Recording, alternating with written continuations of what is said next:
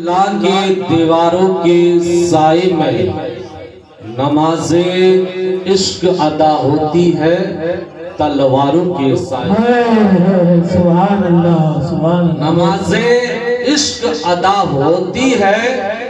تلواروں کے سائے میں، اور پیارے شاعر کہتا ہے قتل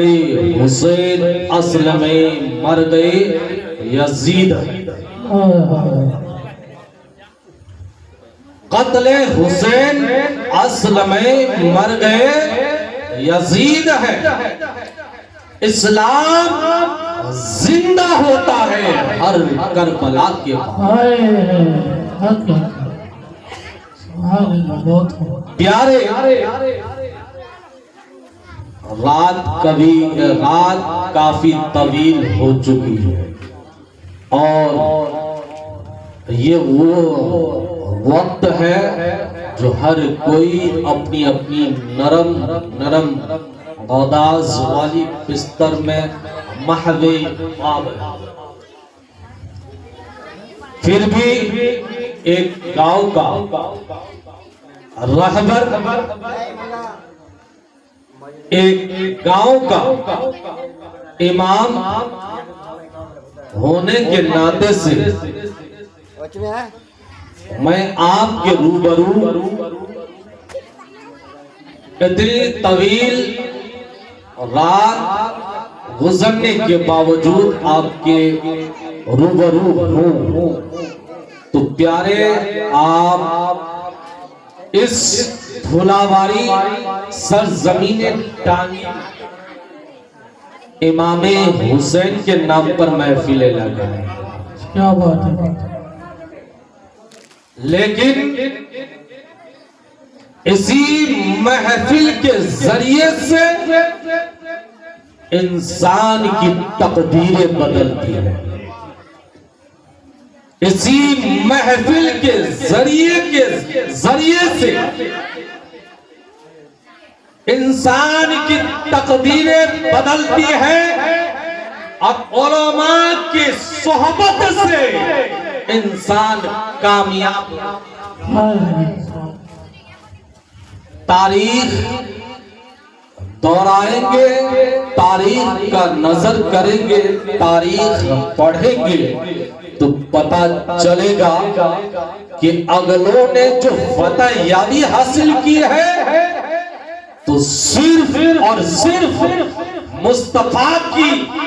سنت پر عمل کر کے فتح اور نصرت آئی ہے،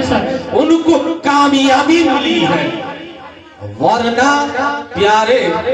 آج محفلیں لگ چکی ہے، اور گنتی کے ہمارے کچھ ماں اور بہنیں وہ امام حسین کا ہم نعرہ لگانے والے ہیں، یا حسین یا حسین، حسین کے نام پر اپنی گردن حاضر ہے۔ ابھی کچھ دیر پہلے اسی محفل میں ابھی پیسوں کے انبار لٹائے جا رہے ہیں، لیکن جو ہی ہمارے حضرت مائک چھوڑے، ہر کوئی اپنی محفل کو چھوڑ کر کے اپنے گھر میں چلے گئے۔ یہی حال اس وقت کے ماننے والے قوموں کے تھے جو امام حسین سے محبت کا تو دعویٰ کرتے تھے، لیکن کربلا کے میدان میں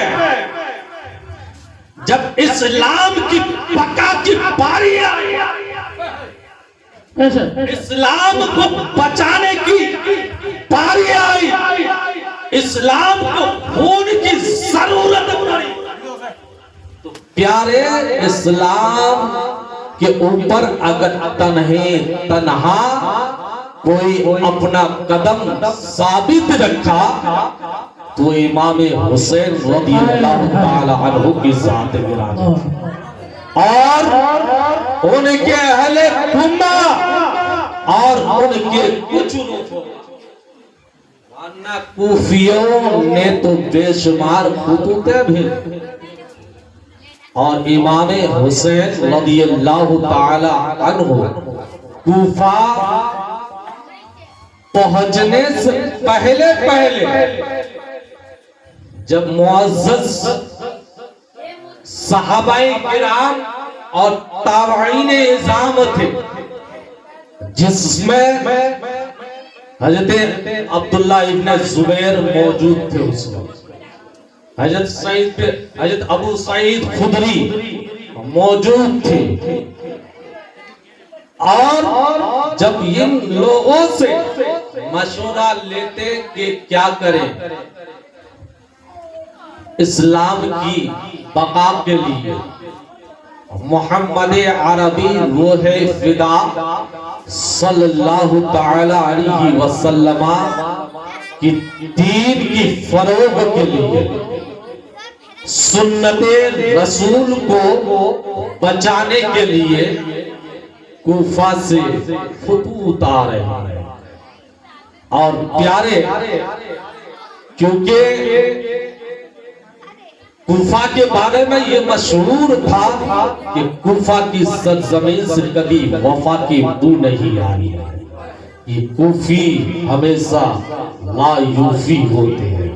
ان کی ہمیشگی ان سے برائی ملی ہے، اور کیوں نہ ملے، نبی نے فرما دیا پہلے ہی سے یہ کبھی ان سے وفا کی بو نہیں آئی ہے۔ یقیناً آج تک عراق سے وفا کی بو نہیں آ رہی ہے، فلسطین کے بچے آج تڑپ رہے ہیں، معصوم بچے کو قتل کیا جا رہا ہے، لیکن پیارے اتنے عراق میں مسلمان ہونے کے باوجود بھی آج فلسطین پر مدد نہیں کی جا رہی ہے۔ ایران میں اتنے مسلمان ہونے کے باوجود بھی آج فلسطین کے لیے کوئی انگلی نہیں اٹھا رہے ہیں، عراق میں اتنے مسلمان ہونے کے باوجود بھی کوئی مدد کے لیے ہاتھ نہیں اٹھا رہے ہیں، کوئی مدد کے لیے نہیں بڑھ رہی ہے۔ پیارے قربان جائے، رب فرماتا ہے کل جال حق وزہق الباطل ان الباطل کان زہوقا، کہ حق آیا اور باطل مٹ گیا، یقیناً باطل کو مٹنا ہی ہوگا ایک نہ ایک دن۔ یہ دنیا کی تاریخ اگر آپ پڑھیں گے تو آدم سے لے کر کے اب تک یہ حق اور باطل کی لڑائی چلتی رہی ہے، اور صبح قیامت تک یہ لڑائی چلتی رہے گی۔ کبھی اس لڑائی آدم علی نبینا علیہ الصلاۃ والتسلیم اور ابلیس لعین کے درمیان تھی، ابلیس لعین کے درمیان یہ لڑائی تھی۔ رب تبارک و تعالی نے جب ابلیس کو حکم دیا آدم کو سجدہ، آدم کی تعظیم کرو، آدم کو سجدہ کرو، لیکن پیارے آدم علی نبینا علیہ الصلاۃ والتسلیم کی جب اس نے مخالفت کی، جو مسجود ملائکہ تھے، فرشتے جھولا جھلایا کرتے تھے، زمین میں کوئی ایسی شے نہیں تھی، کوئی ایسی جگہ نہیں تھی جہاں پر ابلیس نے سجدہ نہیں کیا تھا، لیکن آدم کی تعظیم کی وجہ سے، آدم کی تعظیم کی وجہ سے اس کو سجدہ کرنے کے بجائے، اس کی تعظیم کرنے کے بجائے جب منہ موڑا تو اللہ تبارک و تعالی نے اپنے دربار سے راندہ اور اسے پھیر دیا، اور صبح قیامت تک اس کی توبہ قبول نہیں کی جائے گی۔ ایسے ہی یہ لڑائی مصر کی سرزمین پر پھر دوبارہ حق و باطل کی لڑائی اٹھتی، تو اس ٹائم ابراہیم علی نبینا علیہ الصلاۃ والتسلیم اور نمرود لعین کے درمیان یہ لڑائی کی جنگ چلتی ہے۔ یقیناً پیارے ابراہیم علیہ نبینا علیہ السلام کو فتح و نصرت ملتی ہے، اللہ تبارک و تعالی نمرود کو ایک چھوٹا سا مچھر کے ذریعے سے اسے ہلاک کر دیتا ہے، جہنم رسید کرتا ہے۔ یہی وہ لڑائی مقدس حجاز کی سرزمین پر اٹھتا ہے۔ محمد عربی روح فدا جناب احمد مصطفیٰ محمد مصطفیٰ صلی اللہ تعالی علیہ وسلم اور ابو جہل کے درمیان پیارے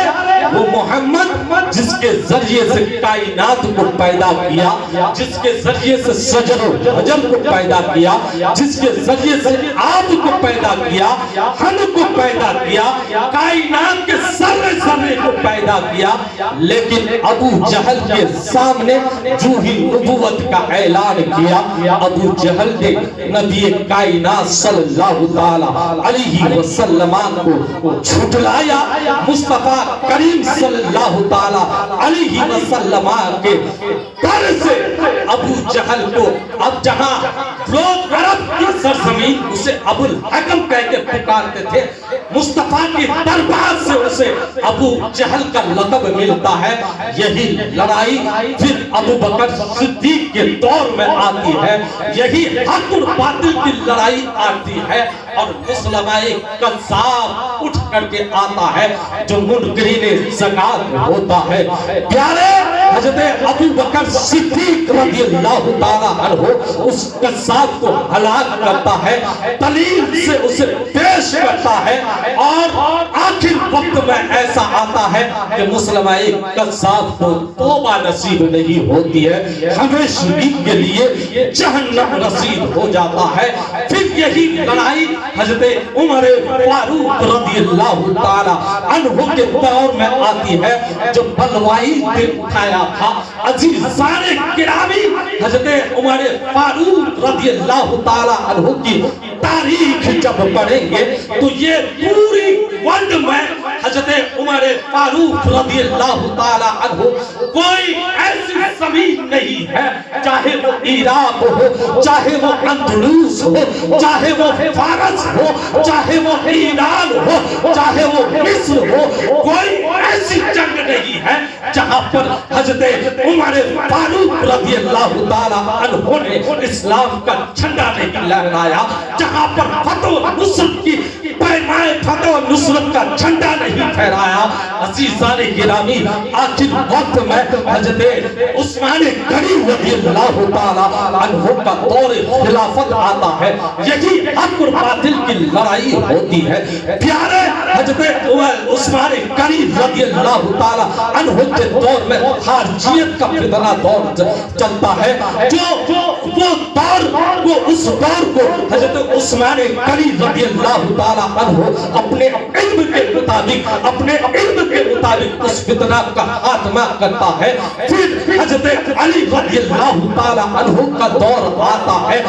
رافضیت فتنہ اٹھاتا ہے۔ عزیزان گرامی، حضرت علی مشکل کشا رضی اللہ تعالی عنہ اس دور میں اس فتنہ کو ختم کرتا ہے۔ امام حسن کا دور آتا ہے، پیارے وہ رافضیت اور خارجیت دونوں پھر سرگرم ہوتا ہے۔ پیارے حضرت امام حسین رضی اللہ تعالی عنہ بھی اس فتنہ کو دبا دیتا ہے۔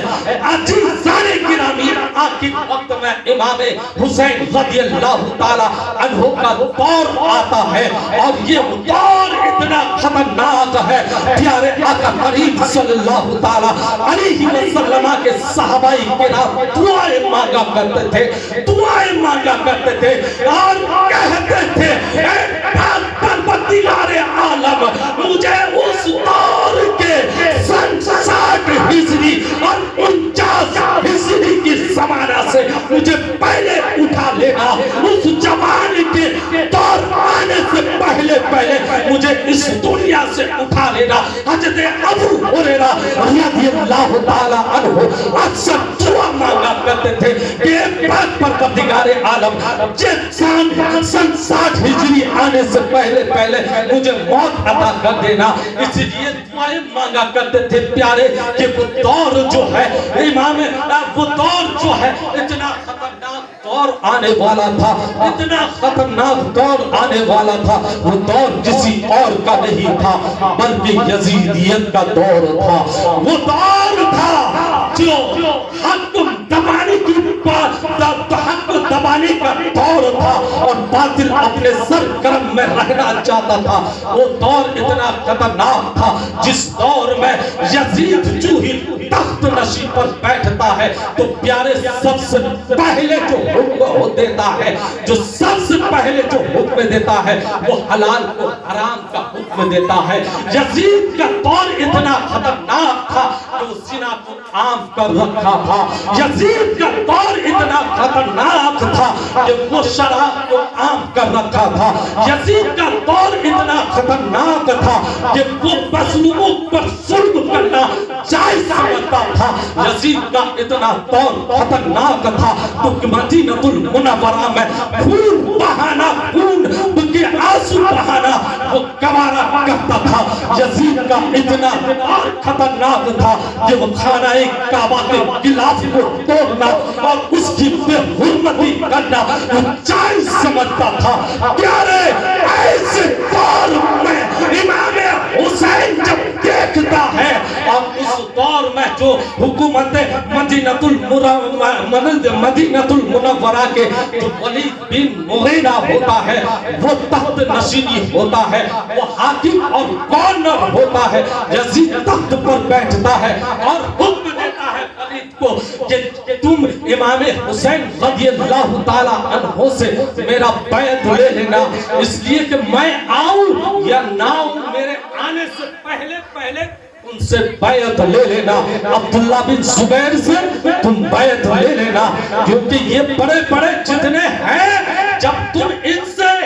بیعت لے لو گے، جب امام حسین کی بیعت لے لو گے تو میری تخت نشینی میں بیٹھنا آسان ہو جائے گا. لوگ میری طرف توجہ میں جلدی آ جائیں گے، لوگ میری حکومت میں جلدی آ جائیں گے. پیارے لیکن وہ حسین جس کو نبی نے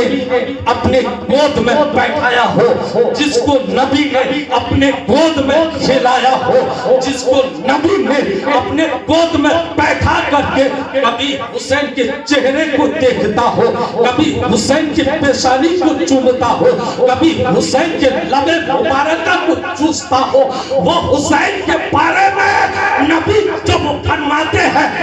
حسین منی وہاں حسین حسین سے حسین مجھ سے پیارے قربان چاہیے. وہ حسین کیسے مدینے میں خون بہانا گوارا کر لے، وہ حسین کیسے زنا کو عام کرنے کا حکم گوارا کر لے، حسین کے درمیان کیسے زنا عام ہوتے ہوئے آنکھیں دیکھ سکے. وہ حسین جسے نبی اپنے کبھی ہوٹ اپنے کبھی لب مبارکہ کو چوستے تھے، جو اپنے بچپنا جس کے سامنے گزری ہو اس کے سامنے شراب کی عام کیسے رائج ہو جائے، شراب کیسے جائز ہو جائے. پیارے آج آپ حسینی کہتے ہیں، آج آپ حسینی کہتے ہیں، آج آپ حسین کے نام پر اپنی گردن کو کٹانے کے لیے تیار ہو جاتے ہیں اور کہتے ہیں ہم پکا حسینی ہے. آئے آپ غور کریں کہ حسین کا کیا معاملہ تھا، حسین کا کارنامہ کیا تھا، حسین کا طریقہ کیا تھا، حسین کی حسین کا مشغلہ کیا تھا، حسین اس دنیا میں کیا کارنامے کر کے گئے، حسین نے کیا درس دے کر کے دیا، حسین نے کربلا کی سرزمین میں کیا پیغام دے دیا. اے لوگوں سنو، اے نبی کے دیوانے سنو، اے فرمان مصطفیٰ کے چاہنے والوں سنو، امام حسین کے نام پر سر کٹانے والے سنو. میرے آقا فرماتے ہیں الحسین منی وانا من الحسین، جب میں حسین سے ہوں حسین مجھ سے ہے. پیارے نبی فرماتے ہیں کہ میں حسین سے ہوں حسین مجھ سے ہے، تو پتہ چلتا ہے کہ جہاں نبی ہے وہاں حسین ہے، جہاں نبی کی سنت ہے وہاں حسین ہے، جہاں نبی کی سنت ہے وہاں حسین ہے، جہاں نبی کی اتباع ہے وہاں حسین ہے، اور جہاں حسین ہے وہاں پر زندگی ہے اور اسلام ہے، حسین ہے تو اسلام ہے، حسین نہیں تو اسلام۔ صرف یہ شاعر کہتا ہے نہ مسجد میں نہ بیت اللہ کی دیواروں کے سائے میں نمازیں ادا ہوتی ہے، تلواروں کے سائے میں۔ پیارے غور کریں، رات لمبی ہو چکی ہے، لیکن سنانے کا تو میں پورا موڈ میں ہوں، لیکن آپ سننے کے موڈ میں ہے ہی نہیں۔ اگر آپ سننے کے موڈ میں ہے تو ایک مرتبہ آواز دونوں ہاتھوں کو لہرا کر کے یا رسول اللہ اور یا حسین کا نعرہ لگا کر کے دکھائیں، تاکہ مجھے احساس تو ہو کہ میری تقریر جو ہوتی ہے صاحب کی سماعتوں میں آپ کے ذہن میں اتر رہا ہے کہ نہیں، آپ کیا پیغام لے رہے ہیں اور آپ کتنے اپنے دامن میں سما رہے ہیں۔ میں کہنا چاہتا ہوں کہ ایک مرتبہ آپ یا حسین کا نعرہ لگائیں۔ یا حسین، یا حسین، یا حسین، یا حسین، یا حسین، یا حسین، نعرے تکبیر، نعرے رسالت۔ پیارے تو یہ لڑائی صبح قیامت تک چلنے والی ہے۔ صرف امام حسین ہی نہیں، نبی کی سنت کے لیے اپنی گردنیں کٹائی، نبی کی سنت کے لیے ان کے غلام نے بھی اپنی گردنیں کٹائی۔ اس لیے پیارے اگر آپ پکا حسینی ہیں، اگر آپ پکا حسینی ہونے کا دعویٰ کر رہے ہیں تو آپ سیرت حسین کو اپنانے کی کوشش کریں، آپ اپنے چہرے پر مصطفیٰ کی سنت کو سجانے کی کوشش کریں۔ اس لیے حسینی وہ ہے جو صبح شام امام حسین کی سنت، امام حسین کی سنت پر چلے۔ ایسا نہیں کہ ہم یہاں پر تھوڑی دیر جب تک جلسہ گاہ میں ہے تو یا حسین کا نعرہ لگائے اور اپنے گردن کو ہلائے اور اپنے ہاتھوں کو لہرائے، اور جب یہاں سے ہم نکل جائے تو صرف اور صرف ہماری آنکھیں بدنگاہی کی طرف توجہ ہو، ہماری زبانیں بد کلاموں کی طرف توجہ ہو، اور ہمارے چلنا پھرنا حسین کے علاوہ ہو۔ تو پیارے ہم حسینی نہیں ہے، یہ حسینی محفل ہے تو حسینی کا دعویٰ ثبوت دینا پڑے گا۔ تو بتائیں آج سے آپ لوگ امام حسین کی سیرت کو اپنائیں گے؟ ابھی تک میں جتنا چلایا تو مجھے محسوس ہوا کہ میرا یہ چلانا رائے گاں ہے، اس لیے کہ جو دعویٰ کر رہے ہیں وہ دعوے میں سچ نہیں ہے۔ ماسٹر صاحب آپ گاؤں کے بہت بڑے عہدیدار ہیں، گاؤں کے بہت بڑے عہدیدار ہیں، ایک مسجد اور مدرسہ کے سیکریٹری ہیں۔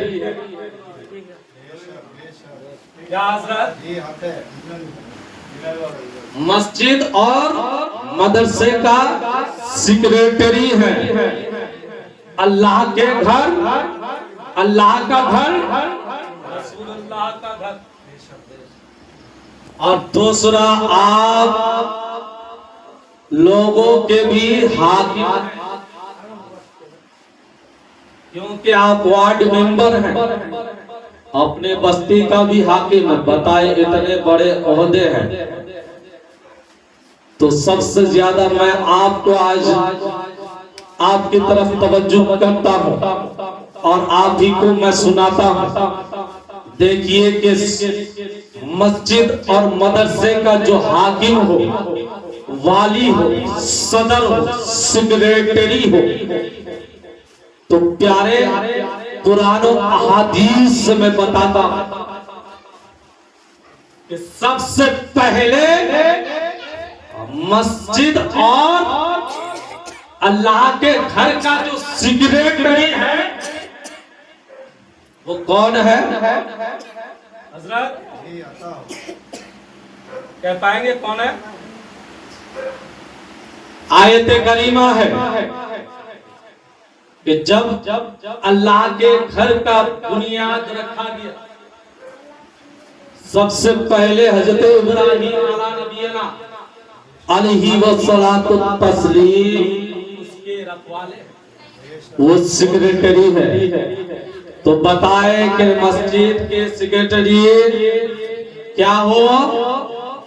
اگر نبی نہ ہو تو نبی کے غلام تو ہو، نبی نہ ہو تو بولو بولو پیارے، نبی نہ ہو تو نبی کے تو غلام ہو، اور غلام کا مطلب کہ نبی کے چہرے پہ داڑھی تو غلام کے چہرے پہ بھی داڑھی، نبی کے چہرے پہ داڑھی تو غلام کے چہرے پہ بھی داڑھی، نبی جو اسلامی لباس پہنے تو غلام بھی پہنے، نبی جس طریقے پر چلے تو غلام بھی اس طریقے پر چلے، نبی جس طریقے سے اللہ کے گھر کو سجائے بنائے چلائے ویسے ہی اس کے غلام بھی اس گھر کو چلائے اور سجائے۔ لیکن ہمارے پیارے تو سونے پہ سہاگا ہے، وہ نبی کے گھر کے بھی غلام ہے اور اس معاشرے کا بھی حاکم ہے۔ تو بتائیں کہ آج سے آپ نماز پڑھیں گے انشاءاللہ؟ مت بولیے کہ جب ٹائم ملتا رہے گا، جب وقت ملتا رہے گا، میں اللہ کی فرائض کو ادا کرتا رہوں گا انشاءاللہ۔ دیکھیے پیاری، یہ اگر محفل اگر سجی ہے تو پیغام کچھ نہ کچھ لے کر کے جانا ہے۔ امام حسین کے مناقب اور ان کی فضیلت، ان کے گردن کٹانے کا صرف نام حسینی نہیں ہے، بلکہ آئینے میں وہی نظر آتا ہے جو سامنے ہوتا ہے، بلکہ وہی نظر آتا ہے جو سامنے نظر آتا ہے۔ اسی لیے اگر آپ حسینی ہیں تو وہ کر کے دکھائے۔ پیارے، اسلام کے حق اور باطل کی لڑائی صبح سے رات تک چلے گی۔ اگر آپ تاریخ اور آپ کو الٹ کر کے دیکھیں گے تو پیارے، امام حسین کے بعد ہندوستان کی سرزمین میں چنگیز خان نے کتنی خون کی ہولی کھیلی، ہلاکو نے کتنی خون کی ہولی کھیلی، مسلمانوں کے خون کو اتنا مسلمانوں کے ساتھ خون کی ہولی کھیلا کہ تاریخ بتاتی ہے کہ ایک ندی بہا علماء کو پکڑ کر کے قتل کیا۔ لیکن پیارے، اسی حق اور باطل کی لڑائی میں کبھی محمد بن طارق جنم لیتا ہے، کبھی سلطان محمود غزنوی پیدا ہوتا ہے، کبھی طارق بن زید جنم لیتا ہے، کبھی خالد بن سیف اپنے ہاتھ میں تلواریں لیتا ہے۔ اور یہی ہندوستان کی سرزمین پر جب اسلام کو مٹانے کی باری آتی ہے، چنگیز خان نے جب خون سے ہولی کھیلتا ہے، علماء کی قتل و غارت کرتا ہے، اور اسلام کے ساتھ جب پامال کرتا ہے، اسلام کو مٹانے کی سازش کرتا ہے، انہیں کے خاندان سے چنگیز خان کے خاندان سے ہلاکو کے پیٹ سے، ہلاکو کے پشت سے اس کا پوتا جنم ہوتا ہے، اور اسلام کو اس پوتے کے ذریعے سے اتنی قوتیں ملتی ہے کہ اسلام جہاں کا وہاں موجود ہے۔ جتنا ہی دبایا اسلام کو اتنا ہی آگے بڑھتا گیا۔ اس لیے اسلام کی فطرت میں قدرت نے لچک دی ہے، اسلام کی فطرت میں قدرت نے لچک دی ہے، تم جتنا ہی دباؤ گے اتنا ہی ابھرے گا، تم جتنا ہی دباؤ گے اتنا ہی ابھرے گا۔ یہ خون وہ خون ہے جو ٹپکے گا تو جم جائے گا، یہ خون وہ خون ہے جو ٹپکے گا تو جم جائے گا۔ اور پیارے لیکن آج ہم آقا کریم صلی اللہ تعالی علیہ وسلم کے سنت سے دور ہو رہے ہیں، لیکن یاد رکھیں جب رب تبارک و تعالی کو اپنے دین کا کام لینا ہوتا ہے پیارے، تو امام حسین جیسے شہید پیدا ہوتے ہیں، فاطمہ کے گھرانے کے شیر پیدا ہوتے ہیں۔ جب اسلام کو پھیلانا ہوتا ہے تو رب تبارک و تعالی ایسوں سے کام لیتا ہے کہ جو کٹر اسلام کا دشمن ہوتا ہے پیارے، رب تبارک و تعالی اسی کے گھر سے اسلام کی آبیاری لیتا ہے، اسلام کو پھیلاتا ہے، اسلام کی بقا اسی سے لیتا ہے۔ جس طریقے ہندوستان کے سرزمین میں چنگیز خان، ہلاکو خان کے خاندانی ہی سے ان کے پوتے سے اسلام کو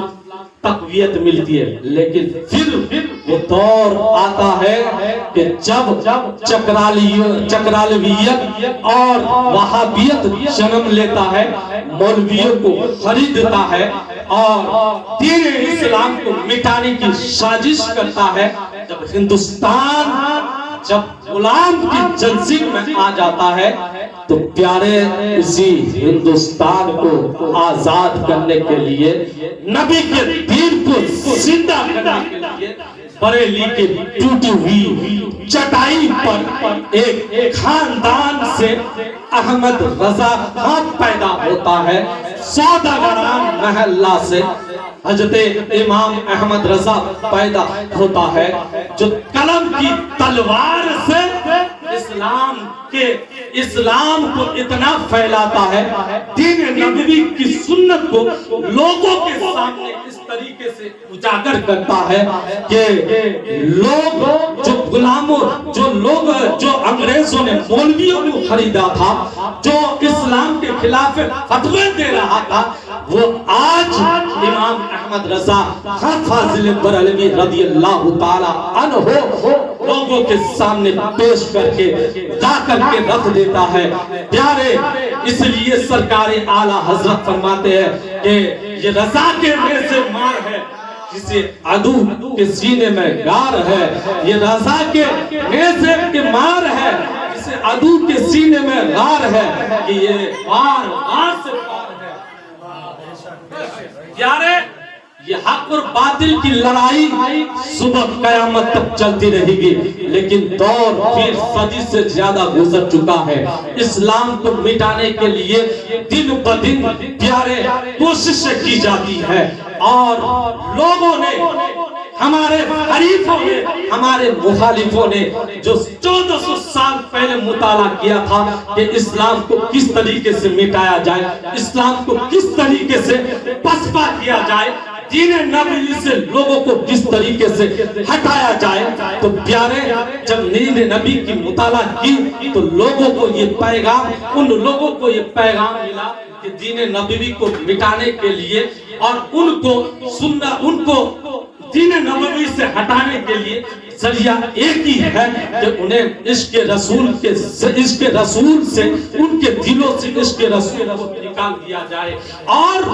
مسجد اور مدرسے کو ٹارگٹ کیا جائے، مدرسے پر بلڈوزر چلایا جائے، مسجد کو منہدم کیا جائے، اور سوشل میڈیا کو عام کیا جائے۔ آج اگر پیارے کوئی اسلام کے خلاف اگر کام ہوتا ہے تو سوشل میڈیا یہ اتنا پاور رکھتا ہے کہ ہلکی سی بات کو، تھوڑی سی بات کو یہاں تک کہ پورے ورلڈ میں پورا پھیلا دیتا ہے۔ آج اسلام یہ ایک ایسا مذہب ہے، اس طریقے سے صاف ستھرا مذہب ہے کہ اسلام نے کسی کے ساتھ زور زبردستی نہیں کیا ہے، اسلام نے کسی کے ساتھ زبردستی نہیں کیا ہے, کسی کو زبردستی نہیں کیا ہے کہ آئے اور آپ اسلام میں داخل ہو جائے, لیکن اسلام ایک ایسا نمونہ ہے, ایک ایسا صاف ستھرا مذہب ہے جس کے سینے میں اگر آ جاتا ہے, جس کو اگر بھا جاتا ہے تو پیارے تلوار کے اوپر اگر آگ کے اوپر اگر اس کو چلنے کی اجازت دی جائے تو آگ پہ چلنا گوارا کر لیتا ہے. اگر تلوار اس کے گردن میں لگائی جائے تو تلوار کو لگانے کا وہ گوارا محسوس کرتا ہے, لیکن اسلام کے دامن سے وابستہ ہونے کے بعد پھر کفر کی طرف لوٹنا گوارا نہیں کرتا ہے. آج کچھ دن پہلے آپ سوشل میڈیا پر آپ نے سنا ہوگا کہ ایک نوجوان جو ایک خاتون کی محبت میں جو جم میں وہ خاتون جایا کرتی تھی, وہ خاتون جو جم میں جایا کرتی تھی غازی آباد کی وہ خاتون تھی جن کا نام ابھی میرے ذہن میں نہیں ہے, لیکن وہ نوجوان غیر مسلم ہے, وہ خاتون سے عشق لگتا ہے. جب عشق لگتا ہے, عشق کی آگ جب بھڑکتی ہے وہ اسلام کے آغوش میں آ جاتا ہے. بخوشی اللہ اس کی رضا کے خاطر وہ کسی کے ساتھ اس کو زور زبردستی نہیں کیا جاتا ہے کہ آپ اگر اسلام میں آئیں گے تبھی میں آپ سے شادی کر سکتی, لیکن پیارے وہ خود بخود اسلام سے وابستہ ہوتا ہے. جو ہی یہ سوشل میڈیا پر جب اس دور میں جب پھیلتا ہے کہ ایک غیر مسلم اسلام کے آغوش میں آ چکا ہے, ہمارا دین سے پھیل چکا ہے اور لوگ اور اسلام کے آغوش میں آ چکا ہے, جسے آج ہمارے غیر جہادی ہمیں کہتے ہیں. اسلام کے بارے میں جو کہتا ہے کہ اسلام جو آج پھیلتا ہے, اسلام جو آج پھولتا ہے وہ تلواروں کی جد میں ہے. نہیں پیارے, بلکہ اسلام نے رسول کائنات صلی اللہ تعالی علیہ وسلم کی سنت کے حساب سے پھیلا ہے, ان کے پیکر کے حساب سے پھیلا ہے, ان کے اخلاق کے حساب سے پھیلا ہے, بلکہ رسول کائنات کی محبت سے پھیلا ہے. اسلام کے دامن سے جو ہی وہ شخص وابستہ ہوتا ہے سوشل میڈیا میں وائرل ہو جاتا ہے اور کہتا ہے کہ یہ جہادی نے ہمیں ہمارے نوجوان کو فرق لایا ہے. پیارے اس شخص کو بار بار میڈیا میں لیا جاتا ہے, لوگ بار بار ٹارچر کرتے ہیں, میڈیا والے جاتا ہے, خریدے ہوئے میڈیا والا جاتا ہے, نہ خریدے ہوئے میڈیا والا جاتا ہے, چھوٹے چھوٹے یوٹیوبر جاتا ہے. ہر کوئی اس سے پوچھتا ہے کہ آپ کو کس نے اسلام سے جوڑا, آپ کو کس نے اسلام کی طرف لے آیا. تو جوان ہمیشہ ایک ہی الفاظ اس کی زبان پر ہوتی ہے, مجھے کسی نے زبردستی نہیں کی, مجھے کسی نے زبردستی اسلام میں داخل نہیں کیا, بلکہ میں شروع سے اسلام کے بیان سنتا تھا, میں پاکستانی بیان کو سنتا تھا, میں اس بیان کو سنتے سنتے میرے دل پگھلنا شروع ہو گیا. میں اس آخر وقت میں اسلام سے وابستہ ہونا شروع ہو گیا, اور پھر آخر وقت میں جب جم میں جانے لگا تو وہ خاتون مجھ سے ملاقات ہو گئی, میں اس کی عشق میں آ گیا. جب وہ خاتون مجھ سے کہا کہ میں مسلمان ہوں اور آپ ہندو ہیں, ہم دونوں کی ملاقات ایک ساتھ نہیں ہو سکتی ہے, آپ کا دھرم الگ ہے, میرا دھرم الگ ہے. وہ شخص کہتا ہے اس خاتون سے, اگر آپ کا دھرم الگ ہے, میرا دھرم الگ ہے, لیکن سنیں اسلام بھی کوئی پیغام دیتا ہے, ہمیں ہمارا دین بھی کوئی پیغام دیتا ہے. اگر یہ گوارا نہیں تو چلیے میں آپ کے دین کو قبول کرتا ہوں. میں شروع سے پاکستانی بیان کو سنتا ہوں, وہ شخص موبائل کو کھولتا ہے, وہ خاتون کو اس مولوی کا بیان سناتا ہے, میں اس کی بیان کو سنتا ہوں. پیارے وہ شخص کوئی آج یوٹیوب پر اور کوئی آج جو بکے ہوئے خریدے ہوئے میڈیا والے یہ نہیں دکھاتا ہے کہ اس شخص کو کسی نے فن نہیں ملایا ہے. اسلام خود بخود آگے پھیلتا ہے, بلکہ اسلام محبت سے پھیلتا ہے. جب پیارے وہ شخص وہ اسلام سے وابستہ ہوتا ہے, اس خاتون سے نکاح کرتا ہے, 3 سال بعد یہ جنگ چھیڑتی ہے اور اس کا باپ دعویٰ کرتا ہے. لیکن پیارے آج بھی غور کریں, آج بھی حق اور باطل کی جو لڑائی چل رہی ہے, جو یوگی ظلم اٹھا رہا ہے, جو مودی ظلم اٹھا رہا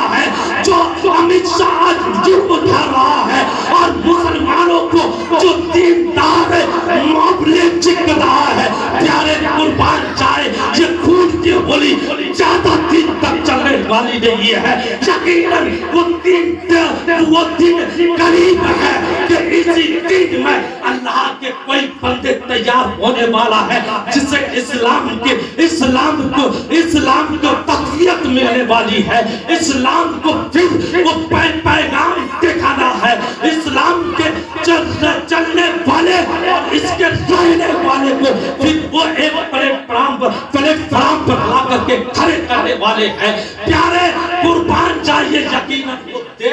वो दिन देर नहीं है, करीब है कि इस्लाम का मामला होगा, इस्लाम के झंडे को फहराया जाएगा, इस्लाम फैलता रहेगा। और प्यारे ये हक और बातिल की लड़ाई सुबह क़यामत तक चलती रहेगी। ना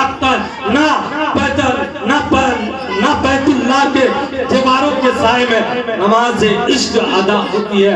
तलवारों के साए में, ना मस्जिद में ना बैतुल्लाह के दीवारों के साए में नमाज इश्क अदा होती है तलवारों के साए में। तो प्यारे इमाम हुसैन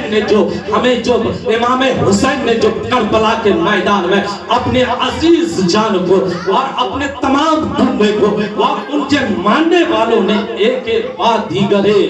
अल्लाह के दीन के लिए कुर्बान कर। ये हक और बातिल की लड़ाई सुबह क़यामत तक चलती रहेगी। सिर्फ पैगाम क्या था कि यजीद